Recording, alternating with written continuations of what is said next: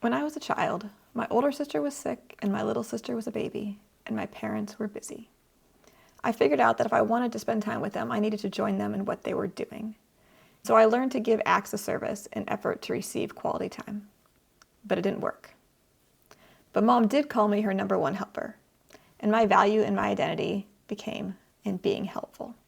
My mom's attitude towards me was that my existence was a burden, but maybe if I worked hard enough, I could earn love and belonging. But no matter how hard I tried, instead of even being appreciated, I just got in trouble for not being helpful enough or for making mistakes. So I had the added pressure of trying to be helpful and also needing to do everything perfectly to avoid being punished.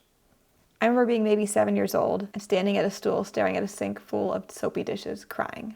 Because I didn't actually want to wash the dishes. I only offered to help because I'd wanted to spend time with my mom. That's all I wanted was connection with my mom. Instead, she left me there alone. I didn't even know how to wash the dishes, but now I didn't dare go ask her because I knew she'd say, "Why did you offer to wash the dishes if you don't know how to do it?" And then I would get in trouble. And so I sloshed the dishes around in the sink to the best of my ability and made them look clean and said, "I guess maybe that's good enough. Hope I don't get in trouble." As a teenager, when I babysat, I would also wash their dishes. I knew that someday they would move away or I would move away. And I hoped that when they were washing their dishes, they would be like, "Oh, I miss Becky washing my dishes." It never occurred to me that they would miss me for me. Growing up in perfection and hidden abuse, I feared getting in trouble or making a mistake, as it would jeopardize the acceptance and belonging that I was working so hard to earn. But now I'm learning I don't have to change who I am to fit in, and I don't have to be perfect to be loved and belong. I am free to be wonderfully me. Part of my healing in the last couple of years resulted in writing a children's book, Compassionate Friends. It is my story, but instead of it being the trauma and abuse I experienced, I'm rewriting the story to be what I actually needed in that situation. So there's an illustration of dad and kids washing dishes together. Mom's not there because my mom missed out.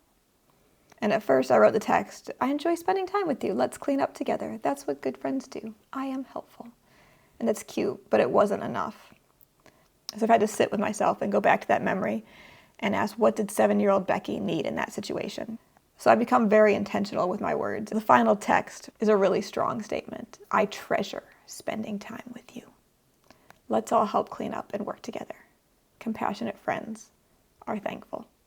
And the whole book of Compassionate Friends is filled with those statements. And there's stories behind a lot of the illustrations. But you can read the book and enjoy the book without knowing the story behind the story. But over time, I do hope to share some of the stories behind the illustrations.